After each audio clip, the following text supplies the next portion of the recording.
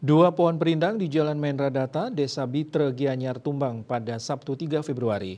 Pohon ini menimpa 3 buah sepeda motor yang terparkir di bawahnya.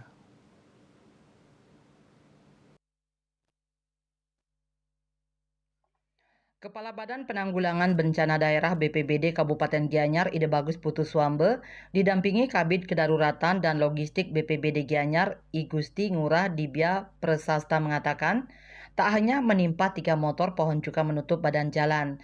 Dijelaskannya atas laporan tersebut BPBD menurunkan petugas TRC dengan armada dan peralatan lengkap.